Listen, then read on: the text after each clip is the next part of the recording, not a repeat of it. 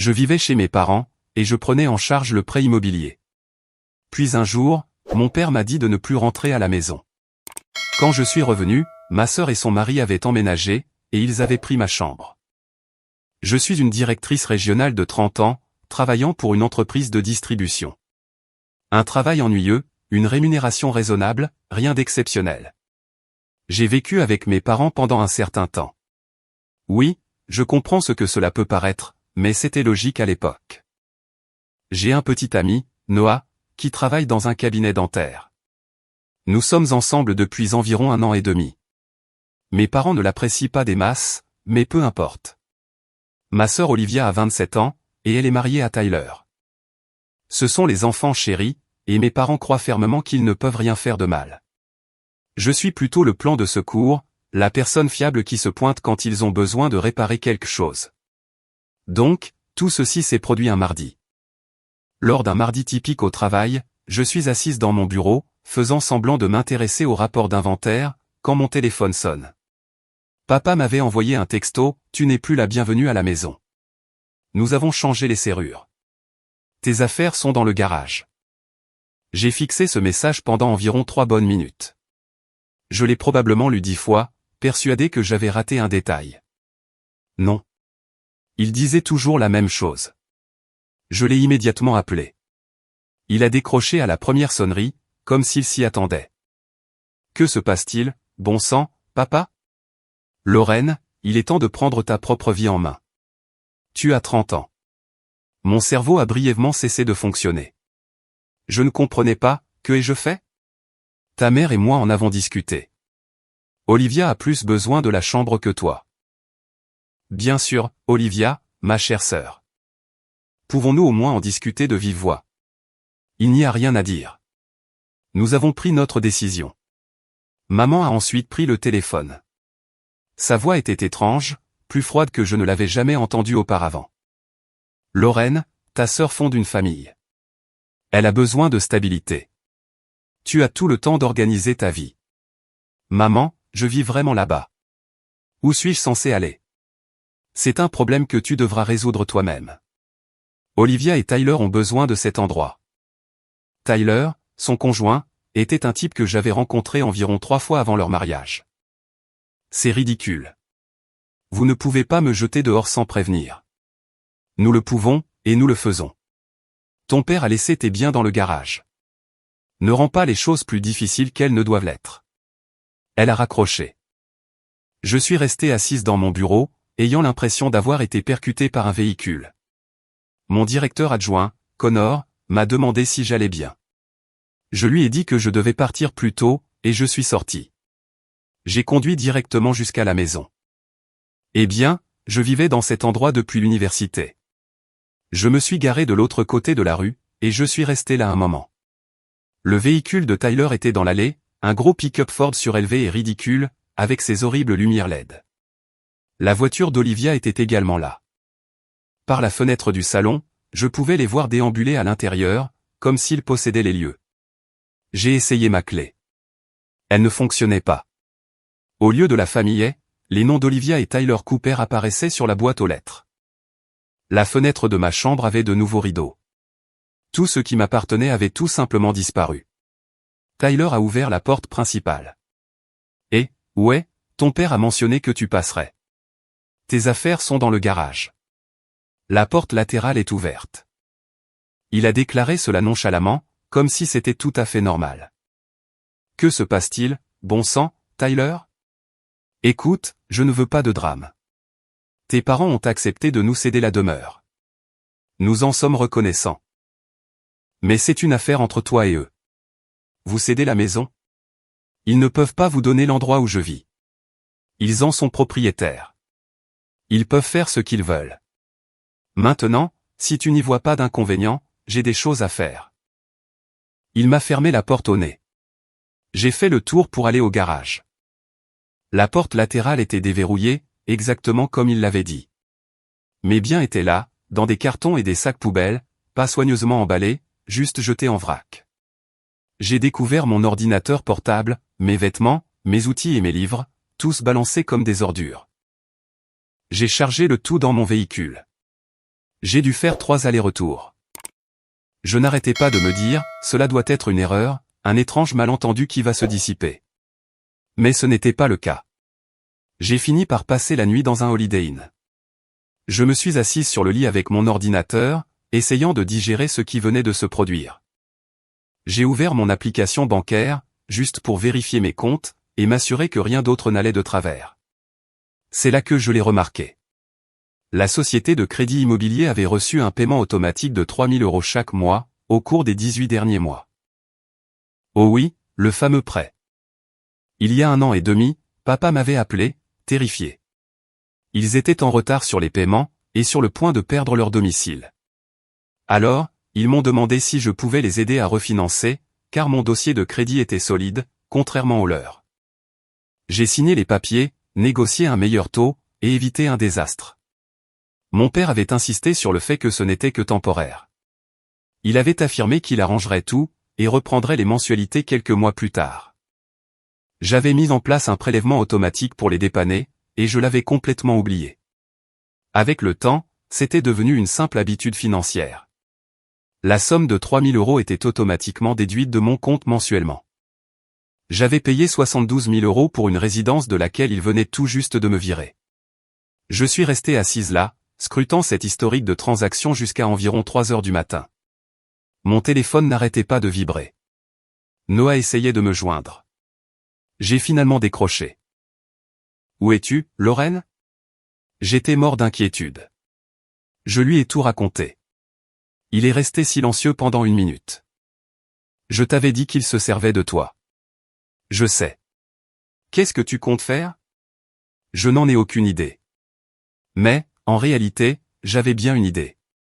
Pas une stratégie complète, mais le début de quelque chose. Le bouton de prélèvement automatique était là, sur mon écran. En un seul clic, tout s'arrêterait. Je n'ai pas cliqué, cependant. Pas encore. Quelque chose m'a poussé à attendre, et à voir d'abord comment les choses allaient évoluer. J'ai passé les jours suivants dans cette chambre d'hôtel, essayant de comprendre ce qui s'était passé, bon sang. Je me suis fait porter pâle au travail le mercredi et le jeudi. Je n'arrivais à me concentrer sur rien. Noah est passé mercredi soir avec des plats à emporter. Il était en colère, pas contre moi, mais envers ma famille. Ça fait des mois que je te dis qu'il y a un truc louche avec eux. Je sais. Chaque fois que nous leur rendions visite, il faisait ces remarques. Ma mère, avec ses petites piques sur le fait que je vivais toujours chez eux, alors que lui était assis juste là. Et mon père, se demandant continuellement quand j'allais entamer une vraie carrière. Mon copain avait raison. J'avais tout simplement ignoré ses comportements, parce que c'était la famille, et c'est ce qu'on est censé faire, n'est-ce pas? Ignorer les atrocités. Que as-tu l'intention de faire, a-t-il demandé. Je dois parler à Ryan. Ryan a fait ses études universitaires avec moi. Nous étions colocataires en 3e et 4e année. Aujourd'hui, il travaille comme avocat spécialisé en droit immobilier. Il s'en sort plutôt très bien. Je l'ai appelé jeudi matin. Mec, j'ai besoin de ton aide pour une affaire légale. Que se passe-t-il? J'ai expliqué l'intégralité du problème, y compris le texto, les serrures, et l'emménagement d'Olivia et de Tyler. Puis, je l'ai mis au courant pour le crédit. Attends, le prêt est à ton nom? Oui, j'ai fait un refinancement pour eux il y a 1 an et demi. Il y a eu un long silence à l'autre bout du fil. Lorraine, est-ce que tu réalises ce que cela signifie? Que je payais leurs factures? Non, cela implique que tu possèdes légalement la maison. Si ton nom figure sur l'emprunt et sur l'acte de propriété, tu en es la propriétaire. Mon cerveau a brièvement court-circuité. Bien qu'il y vive depuis peut-être 30 ans? Peu importe, ce qui compte, c'est qui figure sur l'acte. Je n'en sais rien. Je dois vérifier les papiers. Trouve-les, et apporte tout à mon cabinet demain. Chaque document, relevé bancaire, absolument tout. Je l'ai retrouvé vendredi après-midi. Ses bureaux sont situés en centre-ville. Un très bel emplacement. Ça m'a donné l'impression que j'aurais dû étudier davantage à l'école. J'ai étalé tous les justificatifs sur sa table de conférence. Ryan les a examinés un par un. Cela lui a pris environ 1 heure. D'accord, voici donc la situation. tu es l'emprunteuse principale sur le crédit. Tes parents sont inscrits comme co-emprunteurs, mais c'est toi qui es légalement responsable du prêt. Ok. D'après ces extraits de compte. Tu as honoré absolument toutes les mensualités au cours des 18 derniers mois, avec une moyenne de 3 000 € par mois. Cela représente un total de 72 000 €. Donc oui. Ils ne peuvent pas se contenter de céder cette propriété à ta sœur. Ils n'ont pas l'autorité juridique pour transférer un bien avec une hypothèque active au nom de quelqu'un d'autre. Alors, qu'est-ce que ça veut dire? Ça veut dire qu'ils ont merdé dans les grandes largeurs. Il a continué à fouiller dans les dossiers, jusqu'à ce qu'il découvre quelque chose sur son ordinateur. Bon sang, Lorraine. Quoi? Tes parents ont mis leur propriété en vente il y a 2 semaines. Il m'a montré l'écran. Ma maison d'enfance était en vente pour 250 000 €. J'ai regardé les photos de chaque pièce, y compris de mon ancienne chambre, qui avait été transformée en nursery. Comment as-tu découvert ça? C'est du domaine public. Les annonces immobilières sont toutes accessibles en ligne. Ce soir-là, depuis ma chambre d'hôtel, j'ai fait défiler le compte Instagram d'Olivia. Elle publiait des images de rénovation depuis des mois. De nouveaux placards de cuisine, de la peinture fraîche dans le salon, un nouveau revêtement de sol dans la salle de bain. Autant de choses que j'avais financées, sans même m'en rendre compte. J'ai trouvé la page Facebook de Tyler. 2 mois auparavant, il y avait écrit « J'ai enfin réalisé mon rêve de devenir propriétaire. Fini les locations. Le travail acharné porte ses fruits. Propriétaire béni, dur labeur. » Cet individu croyait sincèrement qu'il avait travaillé dur, pour obtenir le toit que j'étais en train de financer.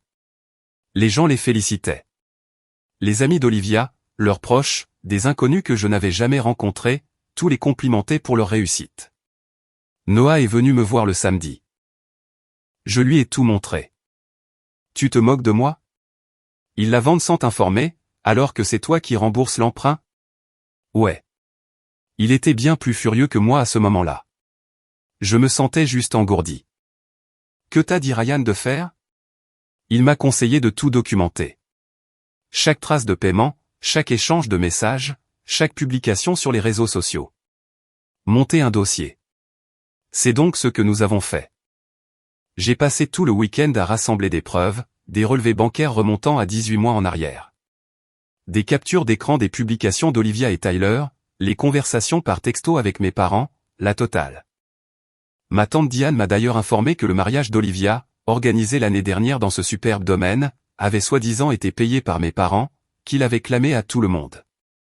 Or, je leur avais remis 6 000 € pour ce lieu de réception, car papa m'avait dit qu'ils étaient à court d'argent ce mois-là. J'ai vu un autre post datant du jour du mariage d'Olivia, qui disait « Tellement reconnaissante envers mes incroyables parents pour avoir rendu cette journée possible. » Il n'y avait aucune mention de moi. Ryan m'a téléphoné le dimanche soir. J'ai fait quelques recherches. Vanessa Shaw est le nom de l'agent immobilier que tes parents utilisent. Elle travaille pour Prestige. Vraiment? Ok. J'ai contacté son agence. Je me suis fait passer pour un acheteur potentiel. Et j'ai posé des questions sur la propriété. Elle m'a informé qu'elle était pratiquement payée. Juste quelques formalités administratives mineures à régler. Mais ce n'est pas vrai. Exactement. Tes parents ont menti à l'agente immobilière? Concernant leur situation hypothécaire. C'est de la fraude, Lorraine. Une véritable escroquerie. S'ils essaient de vendre ce bien sans divulguer le prêt en cours, ils enfreignent la loi. Je suis resté assise ce soir-là, à regarder mon application bancaire. Ce prélèvement automatique était là, en attente. Un montant de 3 000 € devait être débité dans 2 jours. L'annonce de la maison était toujours active. Il la faisait visiter à des clients, avec l'intention d'empocher l'argent, pendant que je continuerais à payer. Ryan m'a envoyé un texto, n'annule pas encore ton paiement. Regardons d'abord ce qu'ils vont faire. Mais j'en avais fini d'attendre. Le lundi matin, je me suis connecté, et j'ai annulé le prélèvement automatique. Ensuite, j'ai attendu qu'ils s'en rendent compte. La première chose que j'ai faite, après avoir annulé le virement, a été de chercher un appartement. Je n'avais pas l'intention de rester au motel pour toujours. J'ai trouvé un joli T2 de l'autre côté de la ville. Rien d'extraordinaire, mais c'était mon chez moi. Nous avons signé le bail le mardi, et j'ai emménagé le mercredi. Noah m'a aidé à déballer les cartons provenant du garage. La plupart de mes affaires étaient en bon état. Certaines choses s'étaient cassées, mais peu importe. Qu'est-ce que ça fait? A-t-il demandé. Bizarre. Bien, mais bizarre. Tu sembles différente, malgré tout. J'ai 3000 € de plus sur mon compte ce mois-ci. C'est la première fois depuis 18 mois. Nous avons commandé une pizza ce soir-là. Je me suis assise par terre, car je n'avais pas encore de meubles. Je me suis senti plus à ma place, que je ne l'avais été depuis des mois. J'ai vérifié mon téléphone. Je n'avais reçu aucun message de ma famille. Le vendredi soir, j'ai emmené Noah dans un magnifique restaurant, un endroit que j'avais toujours voulu essayer, mais que je ne pouvais pas me permettre jusqu'ici. J'ai dépensé 200 € pour le dîner, et je ne me suis pas senti coupable une seule seconde. Mon portable était posé sur la table. Il ne s'était toujours pas manifesté. Le samedi, Tyler a publié une photo sur Twitter, où on le voyait faire un barbecue dans son jardin. La légende disait « Ambiance du samedi dans la nouvelle baraque ». Mon grill. Il utilisait mon barbecue, celui que j'avais rangé dans le garage après l'avoir acheté 3 ans plus tôt. J'en ai fait une capture d'écran, et je l'ai ajouté au dossier que Ryan m'avait dit de conserver. Le dimanche, Olivia a posté une photo d'échantillon de peinture. Je n'arrive pas à me décider sur les couleurs de la nurserie. À l'aide. Personne ne s'est demandé où se trouvait cette fameuse nurserie, ni comment il pouvait se payer une maison entière. Tout le monde réagissait comme s'il l'avait mérité d'une manière ou d'une autre. Au cours de la 2e semaine, ils ont commencé à appeler. Maman a laissé de gentils messages vocaux. Papa a envoyé des textos incendiaires. Olivia a demandé si j'avais eu de leurs nouvelles. J'ai ignoré tout cela. La panique s'est vraiment installée lors de la 3e semaine. Lundi, 3 appels manqués de ma mère, sans message vocal. Mardi, 2 appels manqués de mon père, et un message sur le répondeur. Lorraine, ça devient du délire. Rappelle-moi. Sa voix était tendue. Mercredi, maman a laissé un autre message, avec une voix plus aiguë cette fois-ci. Lorraine, ma chérie, s'il te plaît, rappelle-nous. Nous devons te parler de quelque chose concernant la maison. C'est important. Et voilà. Le domicile. J'ai envoyé un message vocal à Ryan. Il a répondu, ils s'en sont rendus compte. Ne réponds pas encore. Le jeudi après-midi, un numéro inconnu s'est affiché. J'ai laissé sonner jusqu'au répondeur. Bonjour, mademoiselle. Je suis Vanessa Shaw, de chez Prestige Realty. Je travaille avec vos parents pour vendre la propriété du 847 Maple Street. Nous avons rencontré quelques problèmes avec le processus de clôture. Et j'ai besoin de discuter avec vous de la situation hypothécaire. Pourriez-vous avoir l'amabilité de me recontacter dès que possible? Son ton était professionnel, mais je pouvais déceler de la fureur en dessous. J'ai envoyé l'enregistrement à Ryan. Il m'a immédiatement téléphoné. Les acheteurs ont sans aucun doute découvert l'incohérence financière. Lors de leur recherche de titres de propriété. Toute la transaction est certainement en train de capoter à l'heure qu'il est. Tant mieux. Veux-tu que j'appelle l'agente immobilière? Pas encore. Laisse-les paniquer un peu plus longtemps. Le vendredi a été une folie. Mon portable n'a pas arrêté de sonner. 4 fois pour ma mère, 3 fois pour mon père, et 2 fois pour Olivia. Ma sœur a laissé un message. Bon, qu'est-ce qui se passe, bordel? La banque n'arrête pas de harceler papa et maman pour un paiement ou je ne sais quoi. Tu es au courant de quelque chose? 1 heure plus tard, elle a rappelé. Cette fois, j'ai répondu. Oh mon Dieu, Lorraine. Enfin. Qu'est-ce qui arrive à la maison? À toi de me le dire, c'est toi qui y vis. La banque appelle et parle de paiement manquant, un truc que je ne pige pas. Maman et papa avaient dit que le crédit était soldé. C'est étrange. Attends. Un long silence. Est-ce que le prêt est à ton nom? La paperasse est parfois amusante, n'est-ce pas? Sérieusement? Tu l'as payé tout ce temps? Je le faisais, mais plus maintenant. Comment ça? Ça veut dire que j'ai cessé d'honorer les mensualités. Pour une résidence dans laquelle je ne vis plus. Rappelle-toi, vous avez changé les serrures. Oh mon Dieu. Elle a raccroché. 8 minutes plus tard, papa appelait. J'ai laissé sonner. Nouveau message vocal. Je ne sais pas à quel jeu tu joues, mais ça doit s'arrêter. Rappelle-moi vite, s'il te plaît. Puis, ce fut au tour de maman. Encore un message. S'il te plaît, ma puce, il faut vraiment qu'on discute. Il y a un problème avec l'organisme de crédit. Ils prétendent que nous sommes en retard sur les paiements. J'ai répondu à mon père par texto, je ne joue à aucun jeu. Tu as dit que je devais faire mes propres plans, alors débrouillez-vous. Noah est passé le samedi matin avec des cafés. Combien de fois ont-ils appelé hier? J'ai arrêté de compter à 20. Nous étions là, à regarder un film, et mon écran s'est mis à clignoter. Chaque vibration me procurait un sentiment encore meilleur que la précédente. Olivia a envoyé un long texto le dimanche soir. Lorraine, s'il te plaît, parle-nous. Je ne suis pas sûr de comprendre ce qui se passe, mais nous pouvons régler ça. Papa et maman sont très angoissés, et l'agente immobilière n'arrête pas de téléphoner pour des problèmes liés à la vente. S'il te plaît, rappelle-les. Je l'ai lu 2 fois, puis j'ai éteint mon appareil. Noah m'a fixé du regard. Tu vas bien? Jamais allé aussi bien. Mon téléphone était toujours éteint, posé sur la table, silencieux pour la première fois depuis des jours. Ryan a envoyé un message sur ma ligne professionnelle. Ils sont probablement en mode panique totale en ce moment. Es-tu prête pour la prochaine étape? J'ai répondu, ouais, allons-y, le samedi matin, maman m'a envoyé un texto. Il faut qu'on discute. Autour d'un simple café, s'il te plaît. Je l'ai montré à Ryan. Il a répondu, vas-y, et laisse-les parler. Observe ce qu'ils essaient de manigancer. Noah a proposé de m'accompagner. Non, je gère, mais reste en numérotation rapide, au cas où. Je leur ai donné rendez-vous dans un dîner, à mi-chemin entre mon appartement et leur grande demeure. Je suis arrivé la première, j'ai commandé un café, et j'ai attendu. Ils ont pointé le bout de leur nez avec 8 minutes de retard.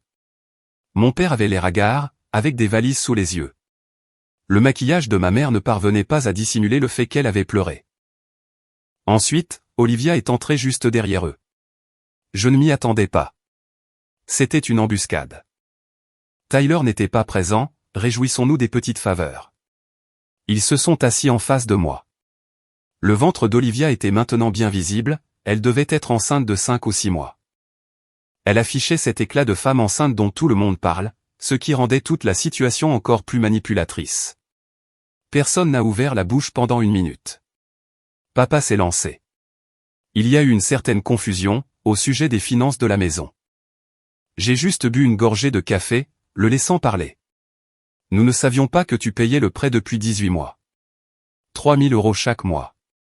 Vous n'avez pas vu passer 72 000 €? Maman est intervenue. Nous pensions que ton père s'en occupait. Moi, je pensais que papa était propriétaire de la maison. Il s'avère que nous avions toutes les deux tort. Les yeux d'Olivia étaient injectés de sang. Nous supposions qu'elle avait été payée. Papa et maman nous ont dit que c'était un cadeau pour nous. Tu ne peux pas offrir quelque chose que tu ne possèdes pas. C'est fondamentalement du vol. Nous avons investi toutes nos économies dans cette demeure, a ajouté Olivia, la voix de plus en plus aiguë. Une nouvelle cuisine, de nouveaux sols, tout. Montre-moi l'acte de propriété portant ton nom. Ensuite, prouve que maman et papa t'ont légalement transféré les fonds, car la banque semble être confuse à ce sujet. Elle parlait si fort, que les autres clients commençaient à nous dévisager. Je m'en fichais éperdument. Nous allons avoir un bébé. Nous avons besoin de cette maison. Je suis resté calme. Félicitations pour le bébé. J'espère que vous avez prévu un budget pour le loyer. Mon père a serré les mâchoires. Vas-tu vraiment déchirer cette famille pour des histoires d'argent? Non, papa. C'est toi qui l'as déchiré, quand tu m'as envoyé un texto pour me dire de ne pas revenir, et que tu as changé les serrures. Nous étions en colère. Nous ne le pensions pas, tu le pensais suffisamment pour retirer mon nom de la boîte aux lettres. Tu le pensais assez pour donner ma chambre à Olivia. Et tu le pensais encore assez pour essayer de vendre la propriété que je payais. Maman ne pouvait rien dire, elle restait juste assise là. Nous t'avons élevé mieux que ça, a-t-elle fini par lâcher. Vous m'avez élevé pour que je paie ma propre part. C'est exactement ce que je fais. Olivia pleurait à chaudes larmes maintenant. Qu'est-ce que tu attends de nous? Rien. Je ne veux plus rien de vous. Mon père s'est penché en avant.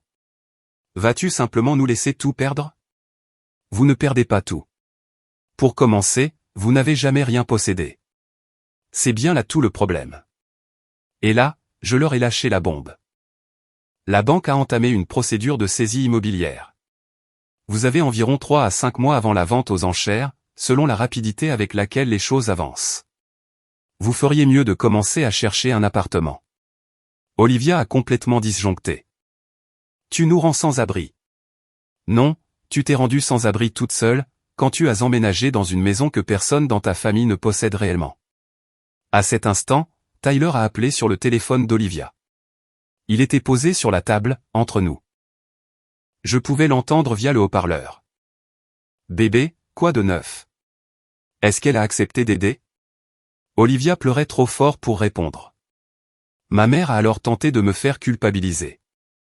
S'il te plaît, ne fais pas ça. Nous sommes ta famille. La famille ne change pas les serrures. La famille n'efface pas les gens. Vous vouliez que je parte.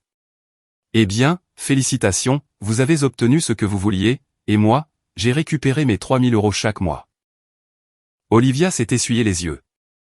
Je ne te pardonnerai jamais pour ça. Ouais. Eh bien, c'est réciproque. Je me suis levé, et j'ai déposé un billet de 20 € sur la table pour mon café. Pour ce que ça vaut, je tenais sincèrement à vous. Au passé. Maman m'a attrapé le bras. Je t'en prie. Tu as mentionné le besoin qu'avait Olivia de cette résidence. Elle a besoin de stabilité. Eh bien, moi, j'avais besoin d'une famille, et vous avez choisi la baraque à ma place. Alors maintenant, personne n'aura ni l'un ni l'autre. Olivia s'est levée d'un bond. Tu choisis l'argent plutôt que la famille. Non, tu as choisi le logement gratuit plutôt que ta propre sœur. Moi, j'ai juste décidé d'arrêter de le payer. Je suis sorti. Mes mains tremblaient, mais j'ai continué à marcher. Je suis arrivé à ma voiture, je m'y suis assise une seconde, et je les ai observés à travers la vitre du restaurant. Olivia piquait une crise de nerfs monumentale. Papa tenait sa tête entre ses mains. Maman était au téléphone, très probablement en train d'appeler d'autres membres de la parenté pour se plaindre de moi. J'ai envoyé un SMS à Noah. C'est fait. Ils savent tout maintenant. Il m'a répondu rapidement. Comment te sens-tu? Plutôt bien. J'ai démarré le véhicule. Je suis rentré dans mon appartement, avec mon nom sur le bail, mes meubles, et mes propres règles. 20 minutes plus tard, mon téléphone a explosé de notifications. Tante Diane, oncle Jim, et d'autres proches, à qui je n'avais pas parlé depuis des années, faisaient partie de ceux qui s'enquéraient de la situation. Je leur ai envoyé à tous exactement la même chose, des captures d'écran de mes relevés bancaires, le texto de papa m'ordonnant de ne pas revenir, et une copie de l'annonce de vente. Laissez les faits parler d'eux-mêmes. La majorité d'entre eux ont cessé de poser des questions après cela. Ce soir-là, Noah a apporté des plats chinois. Ta sœur a publié un truc sur Facebook. Qu'est-ce qu'elle a dit? Ça parle de trahison familiale, et d'individus frauduleux. Très ambigu. Ses potes ont tous laissé des commentaires pour demander ce qui s'était passé. A-t-elle cité mon nom? Non. Mais c'est assez évident. Laisse-la publier ce qu'elle veut, moi, j'ai les preuves. Nous avons mangé sur mon vrai canapé, que j'avais acheté la semaine précédente. Crois-tu qu'ils vont continuer à essayer, a-t-il demandé. Probablement, mais j'ai fini de leur répondre. Le portable a vibré. Mon père m'appelait. Laisse sonner. Ça fait du bien, n'est-ce pas, a lancé Noah. De quoi? De ne plus être leur plan de secours. Et oui, ça faisait vraiment un bien fou. Olivia est devenue complètement folle sur Facebook, dans la semaine qui a suivi cette rencontre autour d'un café. Cela a commencé par des messages vagues du genre « On découvre vraiment qui sont les gens quand les choses tournent mal ». Puis, les liens du sang ne signifient rien pour certaines personnes. Ses amis commentaient toutes « Ça va, ma belle? Que s'est-il passé? Envoie-moi un MP si tu as besoin de parler. » Elle n'a jamais rien expliqué, se contentant d'écrire des conneries cryptiques, jour après jour. La famille élargie a commencé à téléphoner. Je leur ai envoyé par courriel les extraits bancaires et le texto de papa. Ils ont progressivement découvert la véritable histoire. Je ne me suis pas embêté avec ceux qui croyaient aveuglément Olivia. Le jeudi, elle a d'ailleurs débarqué à mon appartement, hurlant dans le couloir. Noah m'a appelé au bureau. La sécurité de l'immeuble a dû l'expulser. Quand je suis rentré, Noah était en train de rédiger un rapport d'incident. Ta frangine est complètement déséquilibrée. Ouais, je commence à m'en rendre compte. Papa m'a contacté, exprimant son intérêt pour racheter la maison. Je lui ai annoncé la valeur totale. Il m'a répondu qu'il n'en avait pas les moyens, et qu'il voulait récupérer une partie de la valeur nette. J'ai éclaté de rire. Maman a pris l'appareil, pleurnichant à propos de la tension artérielle de son mari. Je lui ai dit qu'il n'aurait pas à s'inquiéter des paiements immobiliers de sitôt. J'ai raccroché. Olivia a publié une longue diatribe sur Facebook, m'attaquant nommément. À la lire, on aurait cru que je les avais arnaqués sans aucune raison. Les membres de la famille qui connaissaient la vérité, l'ont remise à sa place dans les commentaires. Elle a supprimé le post au bout de 2 heures, et a bloqué la moitié de la parenté. Les mois ont passé. Les formalités de saisie ont poursuivi leur cours. Ryan s'est occupé de la majorité des démarches, et m'a tenu informé des délais et des dates d'audience. Tyler et Olivia ont engagé un avocat en carton. Et le vendredi, j'ai reçu une lettre de mise en demeure. Les modèles piochés sur des sites web sont vraiment nuls. Ryan a ricané, et leur a renvoyé une véritable lettre d'avocat, citant la fraude hypothécaire, et les éventuelles sanctions pénales. Cela les a fait taire pendant 2 semaines. Maman a commencé à envoyer par email de vieilles images d'Olivia et moi enfants, ainsi que des photos de vacances en famille. Noah m'a fait remarquer qu'aucune n'était récente. Elles dataient toutes d'il y a 10 ans. Ils t'effacent de leur vie depuis un bon moment, m'a-t-il dit. C'est juste que tu ne le voyais pas, j'ai bloqué leur numéro ce soir-là. Ryan a appelé le samedi. Vente aux enchères fixée dans 2 semaines à compter d'aujourd'hui. Vendredi, 10 heures. Est-ce que je devrais y aller? C'est ta propriété. Ce serait fascinant à regarder. Ouais, je crois que je vais y aller. Veux-tu que je sois là? Non, c'est bon, mais merci. Noah, en revanche, a insisté pour venir. Je ne raterai ça pour rien au monde. Je veux voir la tête qu'ils feront quand tout sera fini. Je ne pouvais pas le contredire. Je me suis réveillé le jour des enchères avec un sentiment étrange. Pas exactement nerveuse, mais consciente que cette journée allait tout changer. Noah est venu me chercher chez moi. Es-tu prête pour ça? Aussi prête que je puisse l'être. Les portes du tribunal du comté ouvraient à 10 heures. Nous sommes arrivés avec un quart d'heure d'avance.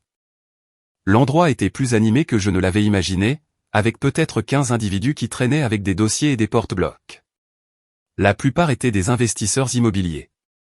On pouvait le deviner à leur façon de s'habiller, et de discuter des prix des biens et des coûts de rénovation. Vanessa Shaw, l'agente immobilière, semblait épuisée. Elle s'est approchée, et s'est excusée pour l'incident. Elle a déclaré que si elle avait su la vérité, elle n'aurait jamais accepté ce mandat de vente. J'ai simplement hoché la tête. 9h55, ma famille a débarqué. Le pick-up de Tyler s'est garé. Ce ridicule Ford surélevé avec ses lumières LED. Et tous les 4 ans sont descendus. Ils avaient tous une mine affreuse. Olivia était visiblement très enceinte, elle devait en être à au moins 8 mois. Les cheveux de ma mère étaient un vrai désastre. Mon père avait l'air d'avoir pris 10 ans de plus.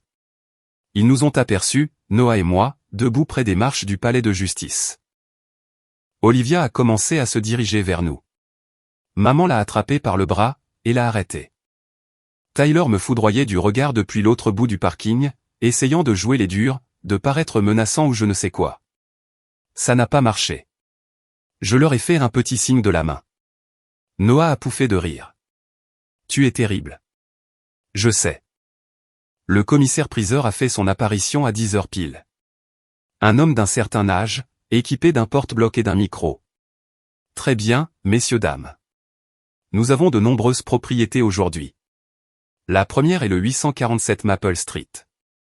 Il a débité les informations. 3 chambres, 2 salles de bain, 167 mètres carrés. Nécessite quelques travaux d'entretien, mais la structure est solide. Nous allons démarrer les enchères à 200 000 €. L'un des investisseurs s'est retiré à 240 000 €. Une fois, 2 fois. Le dernier investisseur a levé sa raquette encore une fois, mais personne d'autre n'a enchéri. Adjugé vendu, pour 240 000 € à l'enchérisseur numéro 39. Le marteau s'est abattu. C'était fait. Au bout de 15 minutes, tout était terminé. Des années de conflits familiaux venaient d'être stoppées, par un type avec une raquette et une voix ennuyée. Olivia s'est pratiquement effondrée sur l'un des bancs. Elle ne s'est pas évanouie, mais ses jambes l'ont lâchée. Tyler a hurlé après le commissaire-priseur pour une raison obscure. Je ne suis pas sûr de ce qui s'est passé, mais on aurait dit qu'il espérait que le type annule la vente, tellement il était furieux. Maman et papa restaient plantés là, l'air abattu. Mon père m'a remarqué, et a commencé à s'approcher. Noah s'est raidi. Tu veux que je m'en mêle? Non, laisse-le venir. Il s'est arrêté à environ 1 mètre de nous. Es-tu heureuse maintenant? Heureuse n'est pas le mot exact. Mais je ne suis pas malheureuse non plus. Ta sœur est sur le point d'avoir un bébé, elle est enceinte de 8 mois. Et maintenant elle n'a nulle part où aller. Elle est enceinte depuis un certain temps déjà. Vous aviez largement le temps de trouver une solution de relogement. Est-ce donc la personne que tu es devenue? Es-tu aussi froide que ça? Tu m'as envoyé un texto pour me dire de ne pas revenir, et tu as changé les serrures. C'est toi qui m'as appris à être froide, papa. Maman est arrivée derrière lui. Nous allons tout perdre à cause de toi. Non, vous avez déjà tout perdu. Cette vente n'a fait que rendre les choses officielles. Olivia a titubé vers nous, le maquillage dégoulinant sur ses joues. Je te déteste. Tu m'entends? Je te hais. Je n'ai pas dit un mot. Nous sommes à la rue par ta faute. Des sans-abri. Tu es sans-abri parce que tu as emménagé dans une maison que personne dans ta famille ne possédait ni ne payait. C'est ce qu'on appelle une planification désastreuse. Tyler s'est avancé, et s'est planté juste devant moi. Fais attention à comment tu lui parles. Noah s'est précipité entre nous en un éclair. Ou quoi, Tyler? Tu vas l'agresser physiquement, là tout de suite, devant tous ces témoins et la caméra du tribunal. Il a désigné du doigt la caméra de surveillance située au-dessus de l'entrée. Tyler a reculé. La voix d'Olivia s'est faite toute petite. D'un calme effrayant. Tu sais que j'attends une fille, n'est-ce pas? Ta nièce, ton propre sang. Je l'ai fixée pendant une seconde. J'espère que tu l'éduqueras mieux que ce qu'on t'a inculqué. Ne vole jamais ce qui ne t'appartient pas, même ma mère a semblé abasourdie par ma réplique. Mon père en est littéralement resté bouche bée. Viens, ai-je murmuré à Noah. On a fini ici. J'ai commencé à marcher vers la voiture. Olivia a hurlé derrière nous. Tu es morte pour moi. Morte. Tu m'entends? Je ne me suis pas retourné. J'ai simplement continué mon chemin. Quand je suis arrivé à la voiture, mes mains tremblaient, alors que j'essayais de mettre la clé dans le contact. C'était intense, a commenté Noah. Oui. Tu vas bien? Repose-moi la question dans 5 ans. Nous sommes restés assis un instant. Mon portable a vibré. C'était Ryan, après avoir remboursé l'emprunt et tous les frais annexes, tu vas faire un bénéfice d'environ 42 000 €. La somme devrait être sur ton compte d'ici 2 semaines. J'ai fixé le message. Ce n'est même plus une question d'argent, lui ai-je dit. Je sais, a répondu Noah. C'est une question de liberté. Ce week-end-là, nous sommes partis à la chasse aux maisons. J'ai visité peut-être 8 endroits différents. J'ai trouvé ce ravissant pavillon de 3 chambres, avec un jardin clôturé. Quelques petites réparations étaient nécessaires, mais rien qui ne sorte de l'ordinaire. Celle-ci est super, a réagi Noah, debout dans le salon vide. Oui, pour moi, la chambre d'amis.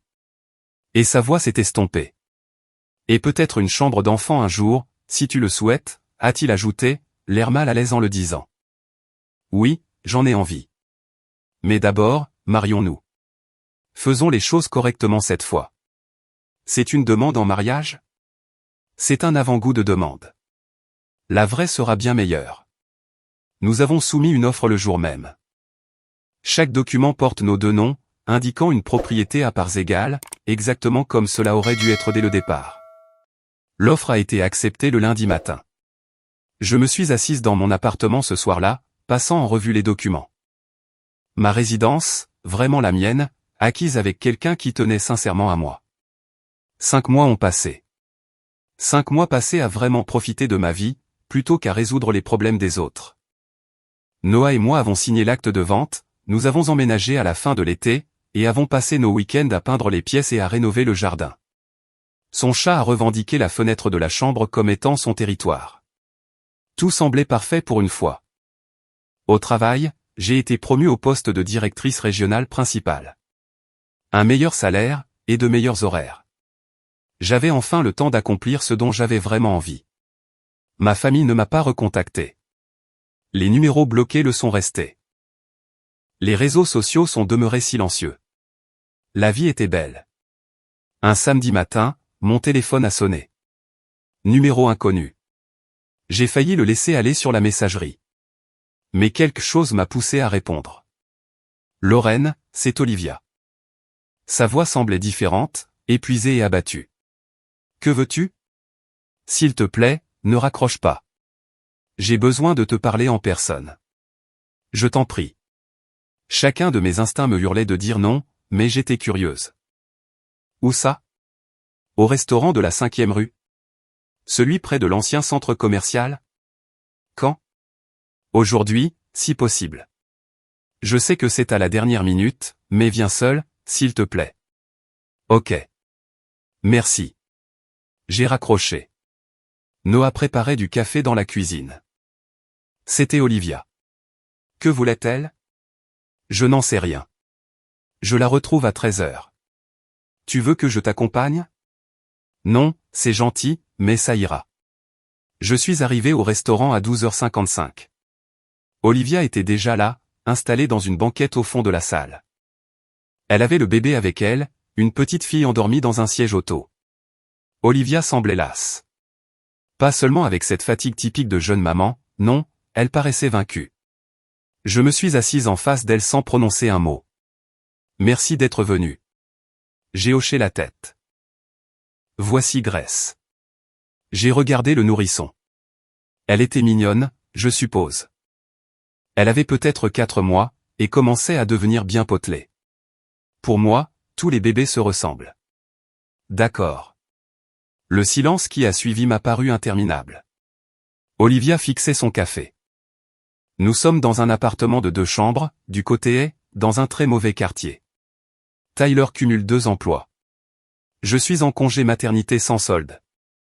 Nous sommes en train de nous noyer. Maman et papa ont déménagé en Floride. Je suis sidéré. Ils ont dit qu'ils avaient besoin d'un nouveau départ, loin de toute cette agitation. Je n'ai rien dit. Ils nous ont tout simplement abandonnés. Ils n'ont même pas dit au revoir à Grace. Ils ont juste fait leurs valises, et sont partis. Ça me rappelle vaguement quelque chose. Elle a tressailli en entendant ça. Je me suis dit que peut-être, si tu la rencontrais, ta nièce, tu pourrais peut-être. Peut-être quoi? Vous donner de l'argent? Je pensais que tu aimerais faire partie de sa vie. Et pourquoi aurais-je un tel désir? Parce que nous sommes de la même famille. J'ai éclaté d'un rire franc et sincère. Je n'ai pas pu m'en empêcher. Ah, maintenant nous sommes de la famille, quand c'est vous qui en avez besoin. Elle a commencé à pleurer. De vraies larmes, cette fois-ci. Je n'étais pas au courant pour les paiements du prêt immobilier. Je te le promets, je ne savais rien. Maman et papa m'avaient assuré que la maison était payée. Et que c'était leur cadeau d'installation pour nous. Tu n'as jamais demandé de preuves. Tu n'as jamais vu le moindre document officiel? Ce sont mes parents. Pourquoi devrais-je douter d'eux? Oui. C'étaient les miens aussi. Regarde comment ça s'est terminé. Je réalise que j'ai merdé. D'accord, je le reconnais. Tyler a tellement insisté pour obtenir cette maison. Il voulait avoir l'air d'avoir réussi. J'aurais pu poser plus de questions. Mais je leur faisais confiance. Et pour les serrures? Tu étais au courant? Pas avant que ce soit fait. Papa a raconté que tu avais eu un comportement étrange et agressif, alors tu étais parti de ton plein gré. Et j'ai cru ce qu'il m'a dit. Tu l'as cru sur parole? Tu n'étais pas très présente. Ça semblait logique sur le moment. Je n'étais pas très présente, parce qu'à chaque fois que je venais, Tyler faisait des remarques cinglantes sur le fait que je profitais d'eux. Alors que je payais littéralement votre toit. Elle n'a trouvé aucune réponse à cela. Le bébé a commencé à s'agiter. Olivia l'a prise dans ses bras, et s'est mise à la bercer. J'ai besoin d'aide. Lorraine. Le premier et le dernier mois de loyer pour un meilleur appartement s'élève à 2500 €. Je te rembourserai. Je te le jure. C'est non. S'il te plaît. Je t'en supplie. Tu sais ce qui est amusant? Je vous aurais aidé avant tout ça. Avant l'histoire des serrures, les mensonges. Et tout le reste. Alors pourquoi refuser maintenant? Parce que tu as rigolé quand Tyler m'a traité de perdante pendant le repas de Thanksgiving. Parce que quand maman a déclaré que j'étais égoïste de ne pas leur donner plus d'argent. Tu as hoché la tête en signe d'approbation. Tu n'as pas appelé une seule fois, après que papa m'ait envoyé ce fameux SMS. Pas une seule fois. Je ne savais pas quoi te dire. Et que dirais-tu d'eux, c'est n'importe quoi? Ou encore, tu es ma sœur? Littéralement n'importe quoi d'autre. Le bébé sanglotait de plus belle à présent. Les mains d'Olivia tremblaient, alors qu'elle tentait de préparer un biberon. J'ai fait une erreur. Les gens commettent des erreurs. Tu n'as pas commis d'erreur. Tu m'as éradiqué de la famille, pendant que je finançais la tienne. Ce n'est pas une erreur. C'est un choix. Vas-tu simplement me laisser galérer? Je vais faire exactement ce que tu as fait. Vivre ma vie sans toi. Elle était vraiment en train de s'effondrer à ce stade. Le bébé et Olivia pleuraient tous les deux à l'unisson. Toute cette situation était un véritable chaos. Tu punis un bébé pour mes erreurs. Je ne punis personne. Je me contente de ne pas vous sauver. Il y a une différence. De toute façon, Tyler a affirmé que j'étais trop égoïste pour vous aider. Je suppose que ces brillantes opinions fonctionnent à merveille pour toi jusqu'à présent. Je me suis levé, j'ai sorti mon portefeuille, et j'ai déposé 2 billets de 20 € sur la table pour lui payer son repas. C'est toujours plus que ce que tu m'as donné. Lorraine, s'il te plaît. J'espère sincèrement que les choses s'arrangeront pour vous. Vraiment. Mais ce ne sera pas grâce à moi. Je suis sorti. Elle ne m'a pas suivi cette fois-ci. J'ai rejoint mon véhicule. Le téléphone a vibré. C'était Noah. Comment ça s'est passé? Exactement comme tu t'y attendais. Tu rentres à la maison? Ouais, j'arrive dans 15 minutes. Je vais commander au restaurant thaïlandais que tu préfères. La maison. Mon chez-moi, avec quelqu'un qui se soucie réellement de moi. J'ai traversé mon quartier en voiture. De belles rues, de bonnes écoles, un endroit sûr. Je me suis garé dans mon allée. Mon nom et celui de Noah figuraient sur la boîte aux lettres. Noah était assis sur le canapé, entouré de magazines de mariage. Ça va? Ouais, pour de vrai. Oui. Elle a tout essayé, même la culpabilité. Tout y est passé, le bébé, l'argent, la carte de la famille. Et j'ai dit non. Il m'a prise dans ses bras et m'a glissé, je suis fier de toi. Je pensais que je me sentirais horrible, coupable ou je ne sais quoi. Mais ce n'est pas le cas. Non. Je me sens libre. Nous avons planifié notre mariage au cours des mois suivants. Une petite cérémonie intime, juste avec des amis proches. Personne de ma famille n'a été invité. Nous n'avons d'ailleurs plus jamais entendu parler d'eux. J'ai fini par changer de numéro de téléphone par simple mesure de précaution. Tante Diane envoyait occasionnellement des textos à Noah pour donner des nouvelles. Mes parents galéraient en Floride. Olivia et Tyler se disputaient constamment. Je n'ai jamais demandé de détails. 10 mois après la vente aux enchères, Noah et moi étions installés sur notre terrasse arrière. C'était une douce soirée de début d'été. Tout semblait magique. J'avais un petit ventre arrondi, j'étais enceinte de 2 mois. Nous l'avions découvert quelques semaines auparavant. Est-ce qu'il t'arrive de penser à eux, m'a-t-il demandé. Parfois. Est-ce qu'il te manque? J'y ai réfléchi. Vraiment réfléchi.